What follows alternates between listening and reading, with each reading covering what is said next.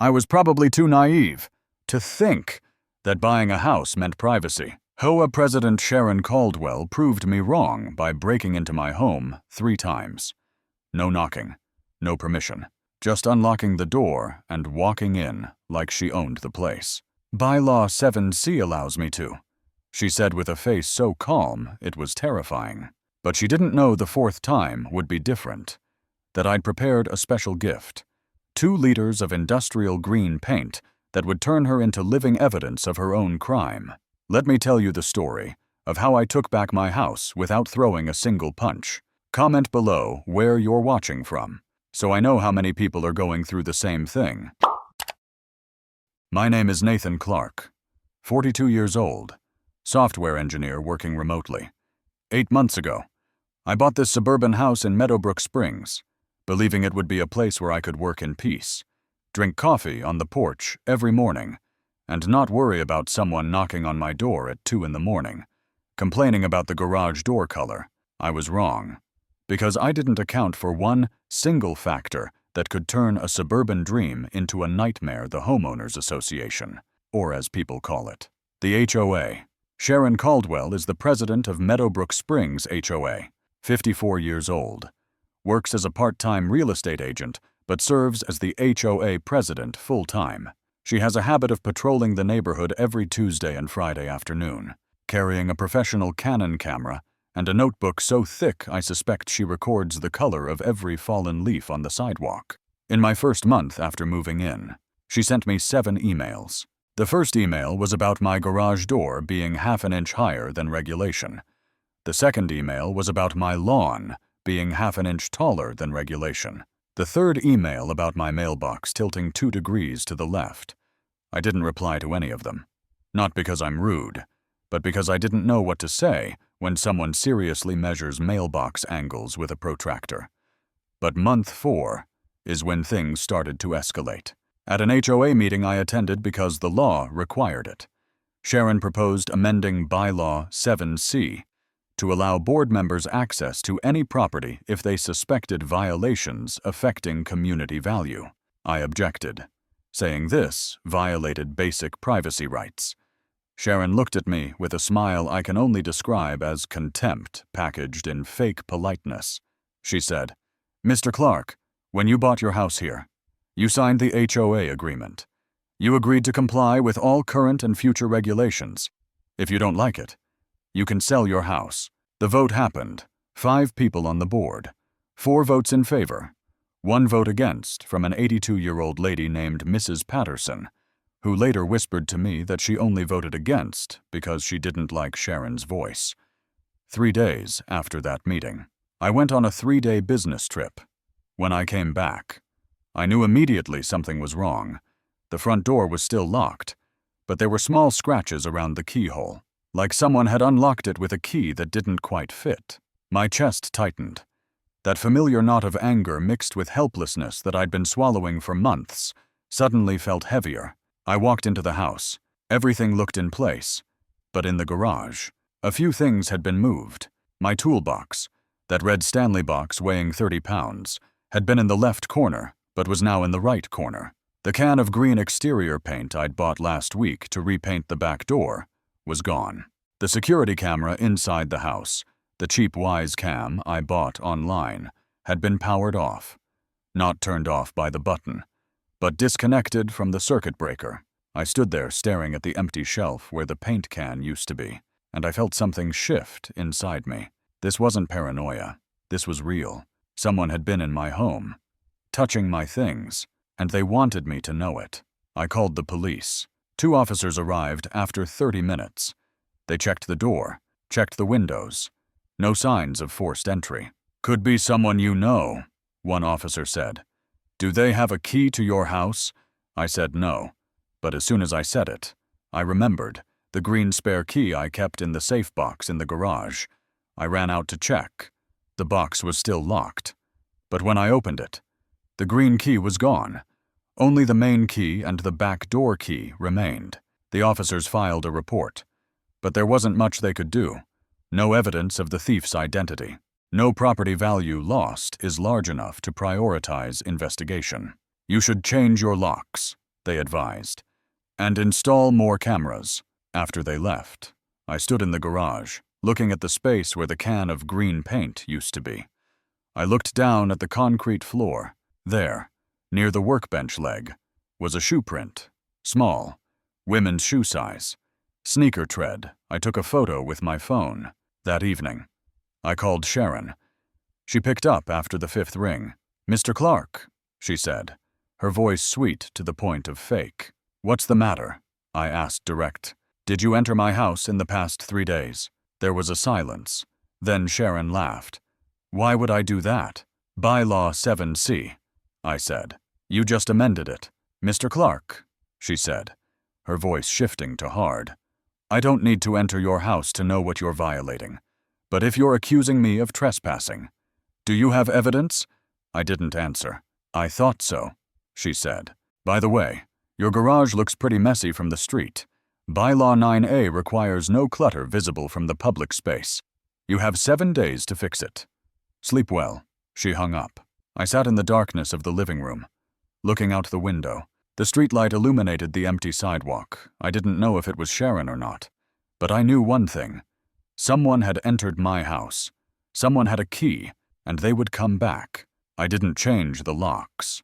I know that sounds stupid. Every rational part of my brain screamed at me to call a locksmith the next morning and replace every single lock in the house. But I didn't, because changing the locks would tell whoever had that green key that I knew, and if they knew I knew, they'd get more careful, more subtle, harder to catch. So instead, I went to Best Buy and bought 4 Wyze Cam V3 security cameras, high definition, night vision, motion detection with real-time alerts sent directly to my phone. I spent an entire Saturday afternoon installing them in hidden spots around the house. One was tucked behind a plant in the living room corner. One was mounted inside a fake smoke detector in the hallway. One was disguised as a phone charger near the back door, and one in the garage, angled perfectly to capture anyone entering through the interior door. The cameras were my eyes now, and for the next 10 days. They showed me exactly what I suspected, but didn't want to believe. Sharon Caldwell was watching me. Not just watching. Studying. 3 times in those 10 days. I caught her car, a silver Honda Accord with a vanity plate that read, HOA Boss, parked 2 houses down from mine on the opposite side of the street. She'd sit there for 20 to 30 minutes, windows up, sunglasses on, pretending to look at her phone. But the angle of her head gave her away. She was looking at my house. Each time I spotted that silver car through my window, something cold settled in my chest. It wasn't just anger anymore. It was the creeping realization that this woman had made me a project, that she was calculating, patient, and completely unafraid of consequences, and the letters kept coming. On day 3, an email about my recycling bin being placed 6 inches too far from the curb on pickup day. On day 7, a certified letter was sent about a small oil stain on my driveway that violated aesthetic standards under bylaw 11F. On day 9, a warning that my front porch light was too bright and created light pollution, affecting neighbors. Each letter came with a threat. Fines range from $50 to $500. Mandatory inspections, potential liens on the property if violations weren't corrected within 7 days.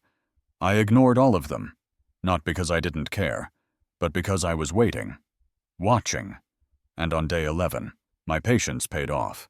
It was a Tuesday afternoon, 2:15 in the afternoon, to be exact. I was at my downtown office for a client meeting that Sharon couldn't have known about because I'd scheduled it last minute and hadn't posted anything online. My phone buzzed in the middle of the presentation. Motion detected. Front door. I excused myself, stepped into the hallway, and opened the camera app. My hands were shaking. I told myself it was adrenaline, but it was more than that. It was the feeling of finally having proof and being terrified of what I was about to see.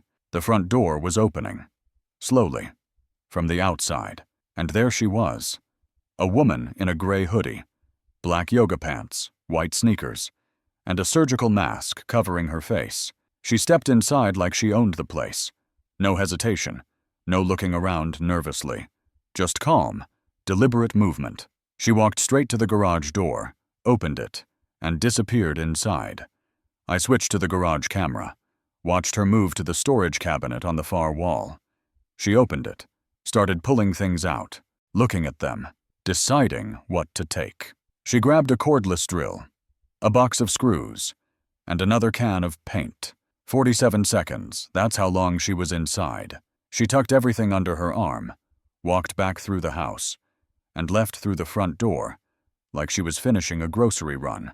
I saved the video immediately, downloaded it to 3 different places: my phone, my laptop, a USB drive in my car. Then I called the police. This time, I had evidence. This time, they couldn't dismiss me as paranoid. Officer Martinez arrived 20 minutes later. I showed him the video on my laptop. He watched it twice, zoomed in on the woman's face, but the mask covered everything from the nose down. The hoodie shadowed her eyes. "Can you identify her?" he asked. I hesitated. I wanted to say yes. I wanted to point at the screen and say, "That's Sharon Caldwell," but I couldn't. Not with certainty. The build was right. The height looked right. But the face was hidden. "I have suspicions," I said carefully, "but I can't prove it from this video." Martinez nodded. He took a copy of the footage and filed a second police report. But his tone told me everything I needed to know. The stolen items totaled less than $500. Petty theft, low priority, no clear identification of the suspect. Without a face or a license plate or a witness, there wasn't much they could do. "Change your locks," he said again, "and if it happens again, call us immediately." After he left, I sat at my kitchen table and watched the video one more time. 47 seconds.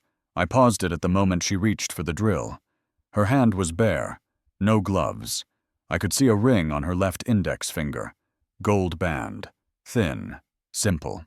I zoomed in as far as the video quality allowed. The ring had a small engraving on it. I couldn't read it, but I took a screenshot anyway. That night, I made a decision. The fear I'd been carrying for weeks started transforming into something sharper, something colder.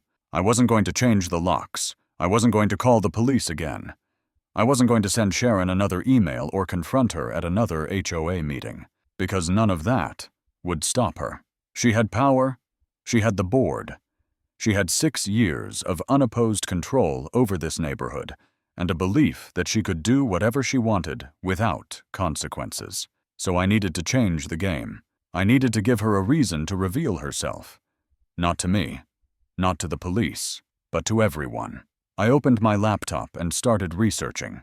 Legal booby traps, marking dyes, UV paint, bank security protocols. I read for 3 hours, and by midnight, I had a plan. If Sharon wanted to come into my house again, I'd let her. But this time, she wouldn't leave the same way she came in. The next morning, I drove to an industrial supply store 40 minutes outside Meadowbrook Springs.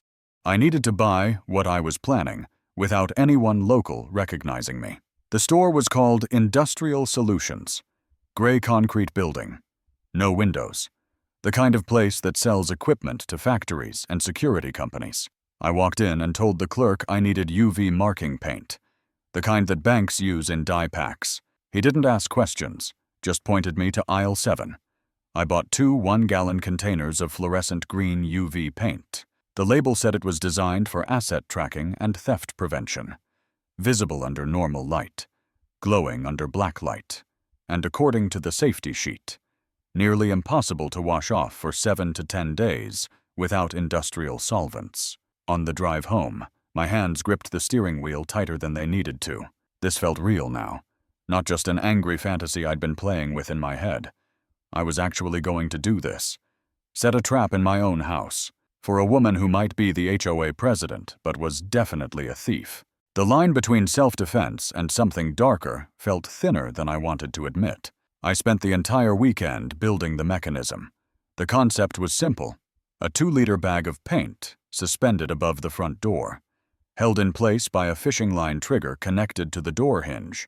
When someone opened the door past 45 degrees, the line would pull tight and tip the bag. Gravity would handle the rest.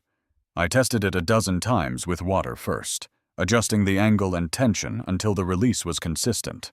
Every test felt like a small betrayal of the person I thought I was. The kind of guy who solved problems with conversations and emails, not booby traps. But that version of me had been walked over. Literally. I also installed a safety system so I could deactivate the trap when I came home. A simple metal pin I could pull out when leaving and reinsert when entering. With the pin in, the line stayed slack. With it out, the trap was live. I added 2 more cameras, one inside the door frame, pointing down at face level with 4K resolution. The other is behind the door, capturing the full entrance. Both are connected to cloud storage. Both are set to send instant alerts to my phone. If someone triggered this, I'd have undeniable proof. Face, body, paint, everything. The legal part took 3 nights of research and ate at me more than the construction did. I read every case I could find about booby traps and property defense. The law was harsh on traps that caused injury. Spring guns, electrified fences, anything that could maim or kill. Those were felonies. But marking systems existed in a legal gray zone. Banks used die packs on stolen cash. Retail stores used ink tags on clothes. Even police departments used marking rounds for crowd control. The distinction was harm. If it didn't injure, it might be defensible. I called a legal consultation hotline, asked a hypothetical about using paint to identify repeat trespassers. The lawyer said, "If there's no physical harm and you've documented prior break-ins, you're probably within your rights. But keep records, lots of them." So I did. I spent an entire evening compiling everything into a single file, dates and times of every intrusion, screenshots of Sharon's threatening emails, copies of both police reports, video footage with timestamps, photos of the missing items and the shoe print.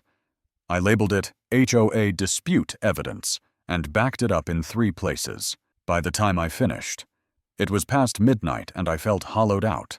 Not triumphant, not clever, just tired. Tired of having to justify my right to feel safe in my own house.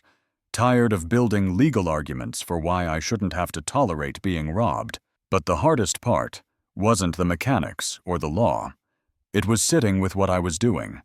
I spent an hour on my back porch that Sunday evening, staring at nothing, asking myself if I'd become the kind of person I used to judge. Someone who escalated instead of de-escalating.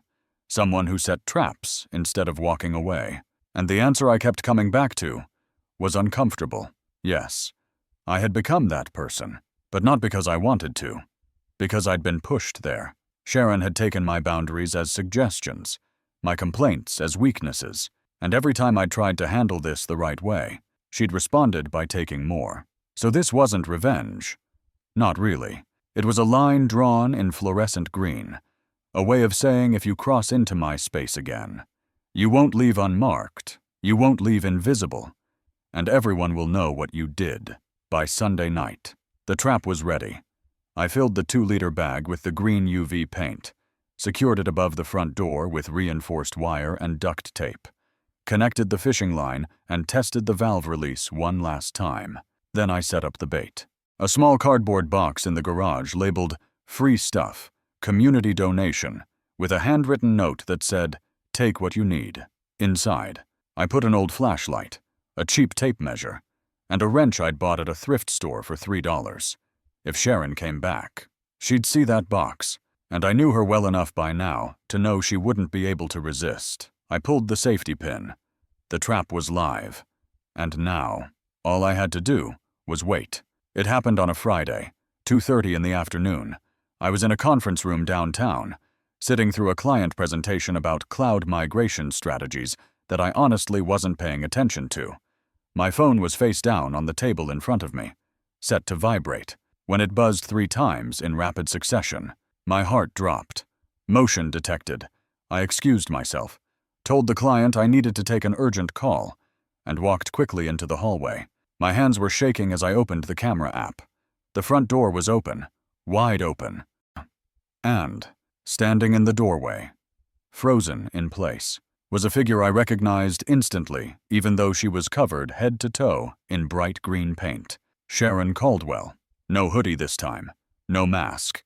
Just a navy blue jacket, jeans, and white sneakers that were now completely saturated in fluorescent green. The paint had hit her perfectly, straight down from above, drenching her hair, her face, her shoulders, her chest. She stood there for maybe 2 seconds, arms outstretched, mouth open in shock. Then she screamed. Not a scream of pain, a scream of rage and disbelief. "What the hell, who did this?" Her voice was muffled through my phone speaker, but I could hear every word. She wiped at her face with both hands, which only spread the paint further. She looked like she'd been dunked in a vat of radioactive slime. I stood in that hallway watching her stumble backward out of the doorway, still wiping frantically at her face, and something strange happened inside me. I didn't feel victorious. I felt numb, like I was watching something inevitable unfold in slow motion. Something I'd set in motion, but couldn't quite believe was real. She turned and ran toward the street. I switched to the exterior camera just in time to see her sprint to her car, which was parked 3 houses down, like always. She got in, started the engine, and drove off, fast. I replayed the interior footage, paused it at the exact moment the paint hit her face, zoomed in. The image quality was perfect. 4K resolution. Every detail is sharp and clear. Her eyes were wide with shock. Her mouth formed that scream, and her face, fully visible, undeniably. Sharon Caldwell. I saved the video everywhere it could be saved. Then I called Officer Martinez. He arrived 30 minutes later. I met him at the front door, where green paint was still dripping slowly from the frame onto the welcome mat. He looked at it, looked at me, raised an eyebrow. "That's new," he said. I showed him the video. He watched it twice without saying anything. Then he asked me to send him a copy. "Is this legal?" I asked. He scratched his jaw. "Well, it didn't hurt her. Didn't injure her. Just marked her. And she was trespassing. Again. So yeah, I'd say you're in the clear. Creative, though. I'll give you that." He filed a third report, this time with a name. Sharon Caldwell. Identification, unlawful entry, burglary, theft of property. He said they'd issue a warrant and contact her for questioning. I thanked him, but I knew the real consequence wasn't going to come from the police. It came from the neighbors. By Saturday morning, half the neighborhood had seen Sharon. She'd driven home covered in green paint, parked in her driveway, tried to walk from her car to her front door while her next-door neighbor, Mr. Jennings, was getting his mail. He stared. She ignored him, went inside, but Mr. Jennings has a big mouth and an even bigger presence on the neighborhood social media group. By Saturday afternoon, the questions started. People were messaging each other, posting vague comments. "Did anyone else see Sharon yesterday? What happened to her car?" Then someone, I still don't know who, leaked a video. Not mine. A different one. Someone had filmed Sharon running to her car from their window. A shaky 10-second clip showing a green-covered figure stumbling down the sidewalk. It spread like wildfire. By Sunday, people started coming forward. Emily Sullivan posted about how Sharon had entered her house 2 years ago and taken gardening shears without asking. David Marshall shared how Sharon had threatened to fine him $10,000 for building a porch awning, forcing him to tear down something he'd spent weeks building. The community that had been silent for years suddenly had a voice, and that voice was angry. Someone started calling her HOA Karen. The name stuck. Sharon tried to control the damage. She sent an email to the entire neighborhood on Sunday night.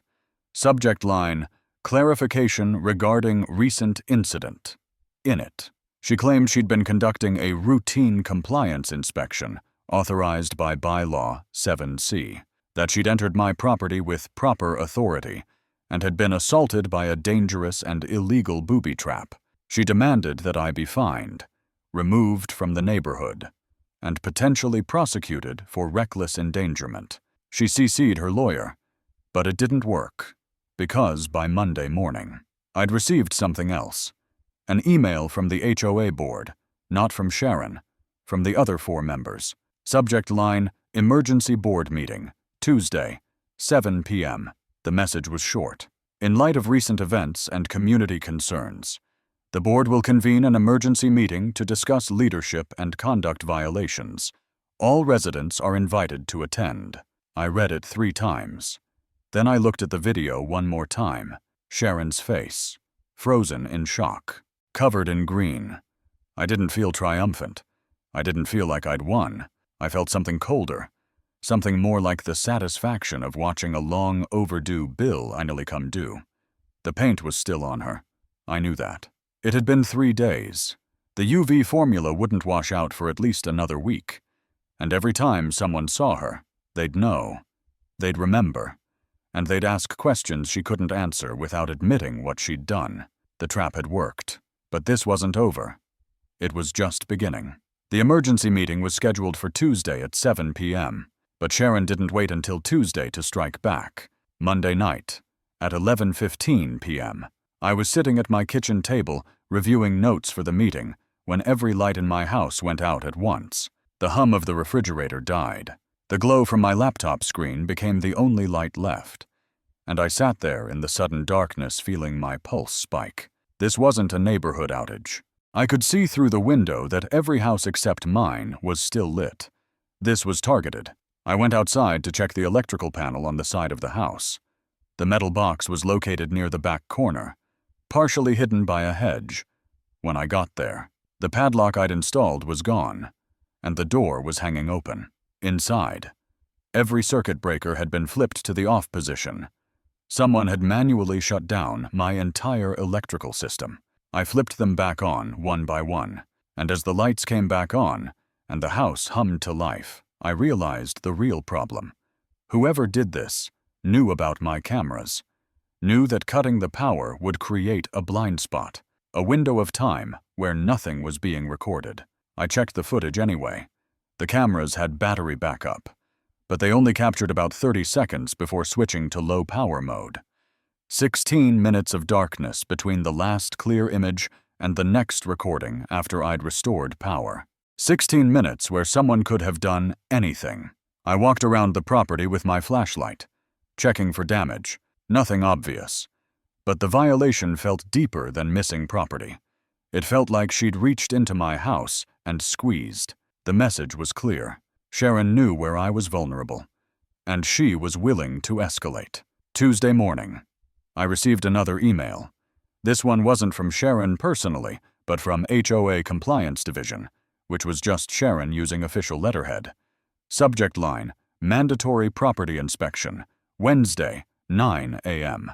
The email stated that due to serious safety violations and installation of unauthorized security devices, the board was exercising its right under bylaw 7C to conduct a full inspection of my property.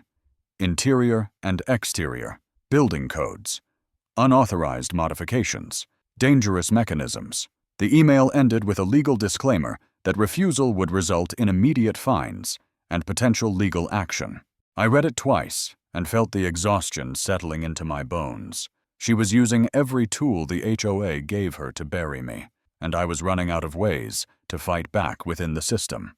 I forwarded the email to Officer Martinez with a note, "This is retaliation for filing charges." He responded an hour later. Noted, keep records of everything, but legally.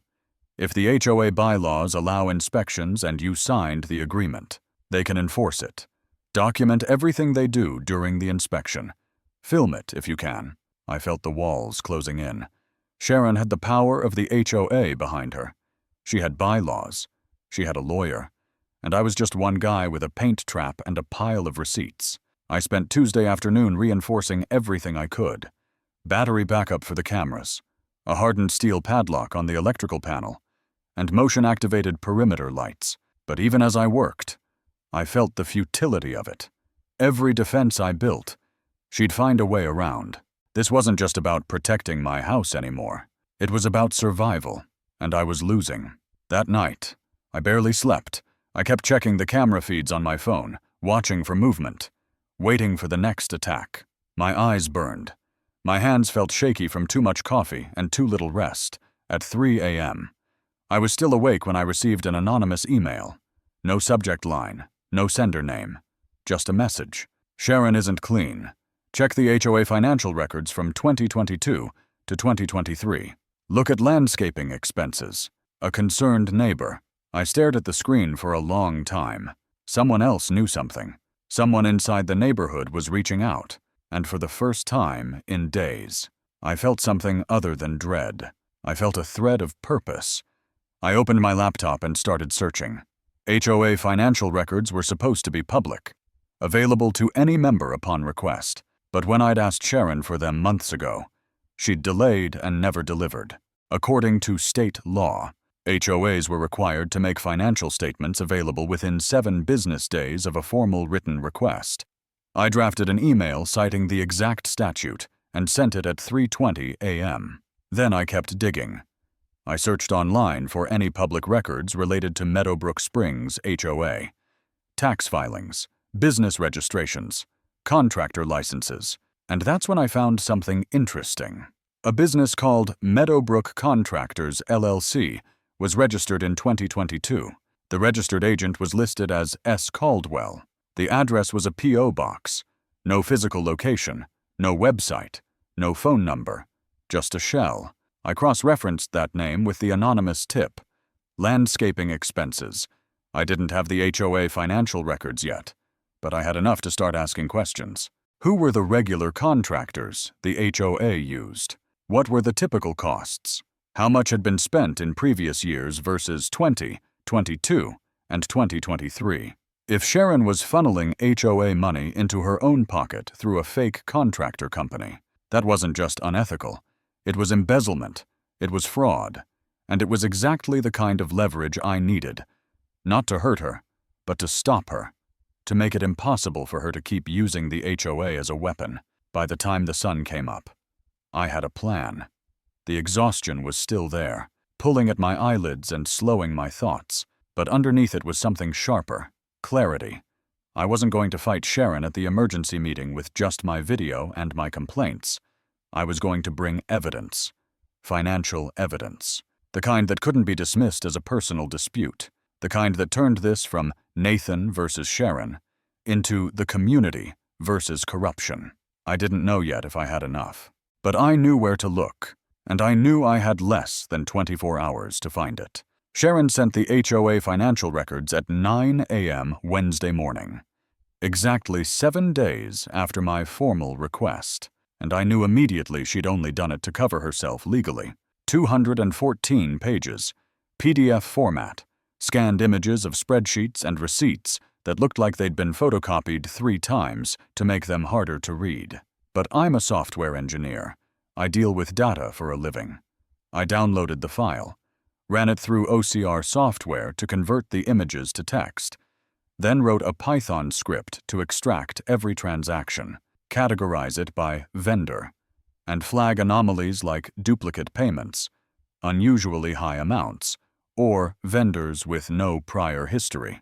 The scan quality was terrible in places, so I manually verified the flagged entries against the original images to make sure the numbers were accurate. 10 minutes later, I had a list of 43 suspicious transactions. I started with landscaping because that's what the anonymous tip had mentioned. The HOA had a standing contract with Green Edge Lawn Care for $18,000 per year, covering weekly mowing and seasonal cleanup. All those invoices checked out. But there was another line item buried in the records: Landscaping Enhancement and Maintenance, Meadowbrook Contractors LLC, $47,000 paid in 6 installments between March and October of 2023. The invoices were vague. Spring landscape renovation, community garden maintenance, tree trimming and disposal.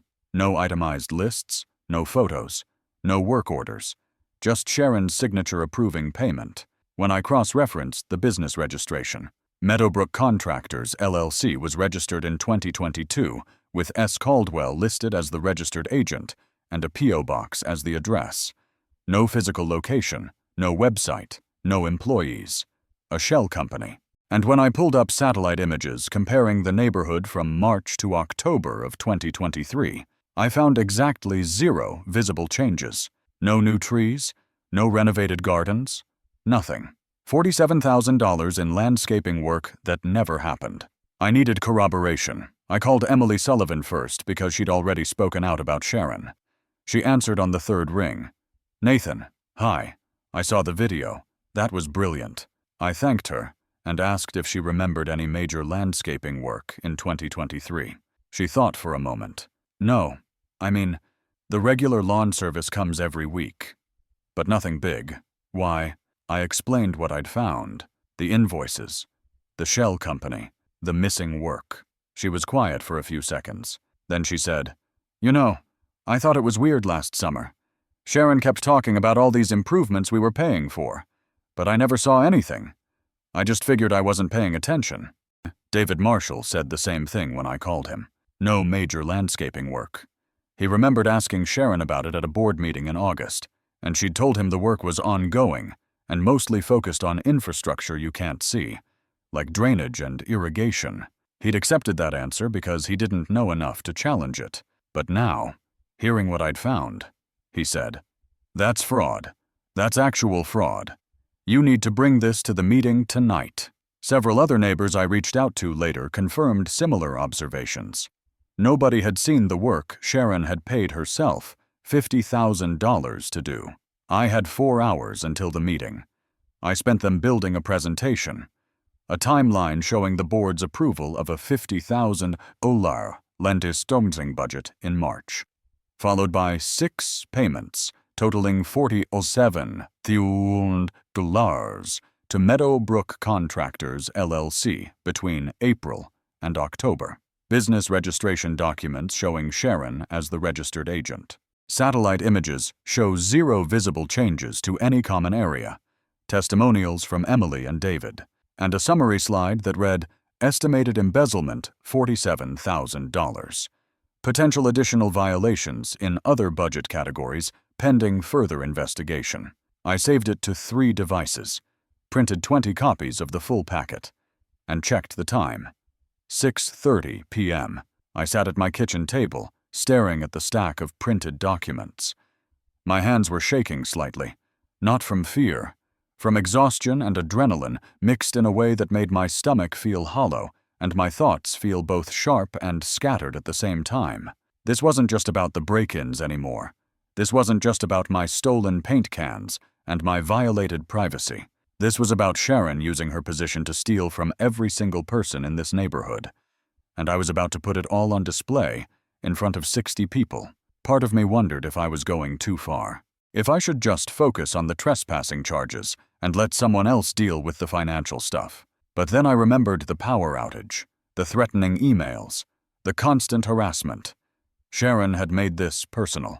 She'd escalated at every turn, and now I had the evidence to show everyone exactly who she was. Not just a controlling HOA president, but a thief.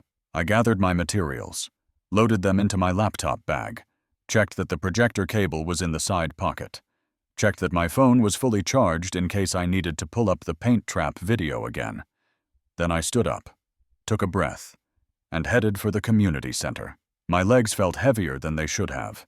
My chest felt tight, but underneath the exhaustion and the nerves was something solid. Resolve. I'd spent weeks being reactive, defending, documenting, waiting for the next violation. Tonight, I was done waiting. Tonight, I was going to stop defending and start attacking. It was time to show the neighborhood who Sharon Caldwell really was. The community center parking lot was packed. I counted at least 40 cars, maybe more. Way more than the usual 15 or 20 people who showed up to HOA meetings. Word had spread. People wanted to see what would happen. I parked at the far end of the lot and walked toward the building carrying my laptop bag. My heart was pounding. Not from fear, from anticipation. This was it. The moment everything either came together or fell apart. Inside. The main meeting room was already full. Rows of folding chairs faced a long table at the front, where the board members sat. Sharon was in the center seat, the president's chair.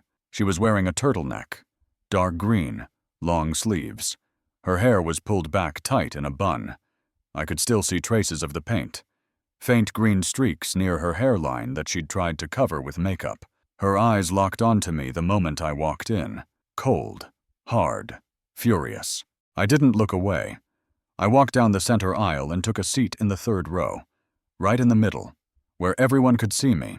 The room was buzzing, people whispering, pointing. I recognized most of the faces. Emily Sullivan was sitting 2 rows behind me. David Marshall was near the back with his wife. Mrs. Patterson, the board member who always voted against Sharon, was sitting at the far end of the table, looking uncomfortable. Sharon banged a gavel on the table. Once. Twice. The room quieted. "This emergency meeting of the Meadowbrook Springs Homeowners Association is now in session," she said. Her voice was clipped, professional, but I could hear the tension underneath. "We're here tonight to address recent violations of community safety standards and to discuss the conduct of certain residents who have endangered this neighborhood." She pulled up a slide on the projector. It was a photo of my front door, zoomed in on the paint dripping from the frame. "As you can see," Sharon continued, "a dangerous and illegal booby trap was installed at this property. This device was designed to assault anyone entering the home. It violates multiple building codes, safety regulations, and possibly criminal statutes. The board has voted to fine the homeowner $5,000 and require the immediate removal of all unauthorized security devices." Murmurs rippled through the room. Sharon looked directly at her. "Mr. Clarke, do you have anything to say in your defense?" I stood up, slowly, picked up my laptop bag, walked to the front of the room. Sharon's expression shifted slightly. Confusion. I set my laptop on the table, opened it, connected it to the projector. "I do have something to say," I told the room. "But first, I think everyone here deserves to see the full context." I pulled up the first video, the one from the second break-in. The woman in the gray hoodie is entering my house, walking to the garage, taking my tools, leaving. The timestamp was clear. The motion was clear. The room went silent. Then I played the second video, the paint trap. Sharon stepped through the door, the green paint pouring down. Her face, fully visible, shocked, screaming. I paused it on her face, zoomed in. "That's Sharon Caldwell," I said. "Entering my home without permission, using a stolen key. This is the 3rd time she broke in. The first 2 times. I called the police. They told me to get better evidence. So I did." The room erupted. People talking over each other. Someone shouted, "You had a key to his house." Sharon stood up. Her face was red. "That's out of context. Bylaw 7C allows board access for compliance inspections." I turned to face her. "Show me the inspection notice. Show me the written complaint from 2 neighbors. Show me any documentation that you followed the procedure." She opened her mouth, closed it, opened it again. "I don't need to justify my actions to you. I'm the president of this board." "You were the president," Mrs. Patterson said quietly from the end of the table. Everyone turned to look at her. She was holding a piece of paper. "I received a petition this afternoon signed by 32 residents requesting your immediate removal from the board, pending investigation into financial misconduct. That's more than half the homeowners in this neighborhood, which means we're required by bylaws to hold a vote tonight." Sharon's face went pale. "What financial misconduct? This is absurd." I pulled up the next slide. The spreadsheet. The line items. $47,000 paid to Meadowbrook Contractors, LLC between March and October of last year, I said. "A company that's registered to you. For landscaping work that was never done." I showed the business registration. Sharon's name, then the satellite images. Before and after. No changes. I talked to a dozen neighbors. Nobody saw this work, because it didn't happen. You created a fake company and paid yourself $50,000 of HOA money. The room exploded. People standing, shouting. Sharon tried to talk over them. "This is slander. You have no proof. Those were legitimate expenses. Then show us the work orders," David Marshall called from the back. "Show us the receipts. Show us the before and after photos." Sharon looked around the room. Her mouth was opening and closing, but no words were coming out. And then she snapped. "This neighborhood is mine. I built it. I've been president for 6 years, and none of you ever questioned me. None of you ever cared until this man showed up and started breaking rules." She pointed at me. Her hand was shaking. "You think you can just move here and ignore everything we've built. You think you can set traps and file complaints and turn everyone against me. I run this place. I decide who stays and who goes. And you're done here." Mrs. Patterson stood up. "I move to remove Sharon Caldwell from the board, effective immediately." "Second," someone shouted from the back. Sharon was still standing, still pointing at me. Her face was twisted with rage. "All in favor," Mrs. Patterson said. Almost every hand in the room went up. 50 people, maybe more. "Motion passes," Mrs. Patterson said. She looked at Sharon. "You're no longer president. Please leave the table." For a moment, Sharon didn't move. Then Officer Martinez stepped into the room from the side door. He'd been waiting. I'd called him before the meeting. He walked up to Sharon. "Sharon Caldwell, you're under arrest for criminal trespassing, burglary, and embezzlement of HOA funds. You have the right to remain silent." He read her the rest of her rights while putting handcuffs on her wrists. The room was dead silent. Sharon looked at me one last time as Martinez led her toward the door. Her eyes were filled with hate, but also something else, disbelief, like she couldn't understand how this had happened, how she'd lost control. I watched her walk out. Green streaks are still visible in her hair, and I felt nothing. No triumph, no satisfaction, just the quiet certainty that it was finally over. 1 month later, the neighborhood looked the same. Same houses, same streets, same trees, but everything felt different. Sharon Caldwell was gone. Not just from the board, gone from Meadowbrook Springs entirely. She'd been charged with 3 counts of criminal trespassing, 2 counts of burglary, and 1 count of embezzlement. The prosecutor offered her a deal: 18 months probation, 200 hours of community service, and full restitution of $31,000 to the HOA. She took it, sold her house 2 weeks later, and moved out of state. I heard she went to Arizona. I didn't care enough to verify. The HOA held new elections. Mrs. Patterson became president. She was 70 now, but sharp as ever. Her first act was repealing bylaw 7C. Board members no longer had any right to enter private property without a court order. Her second act was implementing quarterly financial transparency reports posted online for all residents to review. Her third act was limiting fines to a maximum of $500 with a mandatory appeals process. The neighborhood finally felt like a community instead of a dictatorship. People started talking to each other again, smiling, waving. I even hosted a barbecue in July. 20 neighbors showed up. We ate burgers and drank beer, and nobody mentioned paint traps or HOA violations. But I kept the cameras, all of them. I also kept the detailed records, the videos, the financial analysis, the police reports. Not because I was paranoid, but because I'd learned something important. Power doesn't disappear. It just changes form. And the only defense against abuse of power is documentation, transparency, and the willingness to fight back when someone crosses a line. I'd removed the paint trap, of course, cleaned up the door frame, repainted it, the fishing line and the bag, and the valve were all packed away in a box in my garage labeled "Evidence Do Not Discard," just in case I ever needed to prove what I'd done was legal and justified. Life went back to normal. Or as normal as it could be, after everything that had happened. I worked from home, drank coffee on the porch, took walks in the evening. The emails stopped. The threatening letters stopped. The surveillance stopped. For the first time in almost a year, I felt like I could breathe in my own house, like the space was actually mine. I didn't realize how much tension I'd been carrying until it was gone. My shoulders didn't hurt anymore. I slept through the night.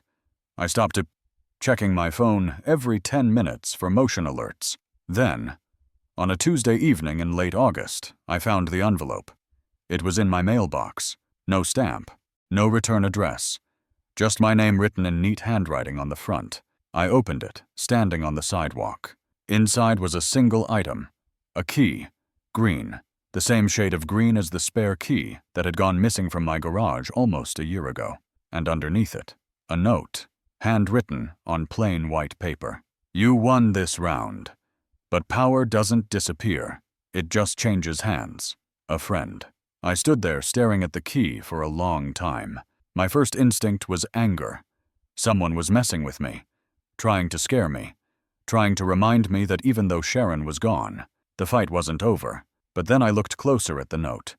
The handwriting was different from anything I'd seen before. Not Sharon's looping cursive, not blocky and masculine, something in between. Deliberate, controlled. I walked back to my house and checked the camera footage. The mailbox wasn't in frame, but the street camera had caught something. A figure walking past at 3:17 a.m., too far away to identify, wearing dark clothes, moving quickly. They'd stopped at my mailbox for maybe 5 seconds, then kept walking. I took the key and the note inside, sat at my kitchen table, examined them under a lamp. The key was definitely mine. It had the same small scratch near the head that I'd made when I first cut it. This was the original key that had been stolen. Someone had held onto it for almost a year, and now they were giving it back. But why? As a warning, as a taunt, or as a message that whoever had been helping Sharon was still out there? I thought about the anonymous email that had tipped me off to the financial fraud. A concerned neighbor. At the time, I'd assumed it was someone who wanted Sharon gone, someone who saw her corruption and wanted to help expose it. But what if it wasn't that simple? What if it was someone who wanted Sharon gone so they could take her place? I began researching the new board members. Mrs. Patterson, I trusted. She'd been the only consistent voice against Sharon for years. But there were 2 new members elected after Sharon left. One was a retired teacher named Gregory Foster, quiet, unassuming, no red flags. The other was Kevin Brennan, mid-40s, real estate investor. He'd only lived in the neighborhood for 2 years, but he'd been vocal about restoring property values and maintaining standards. I looked him up online, found his business page, Brennan Property Management, LLC, and listed under past associates was a name I recognized. Meadowbrook Contractors, LLC. He'd been Sharon's business partner, or at least connected to her fake company. The timeline fits. The company was registered in 2022. Kevin moved to the neighborhood in 2023. He'd been here the whole time, watching, waiting, and now that Sharon was gone, he had a seat on the board. If you've made it this far, thank you for listening to my story. If you've ever dealt with an HOA nightmare, a power-hungry neighbor, or someone who thought rules didn't apply to them, drop a comment and let me know. And if you believe in holding people accountable, in fighting back the right way, and in never letting corruption hide behind authority, consider supporting this channel. Subscribe to Karma Neighbors. Hit that notification bell, because stories like this need to be told. And people like Sharon need to know that someone is always watching. Stay vigilant, stay documented, and never let anyone make you feel unsafe in your own home.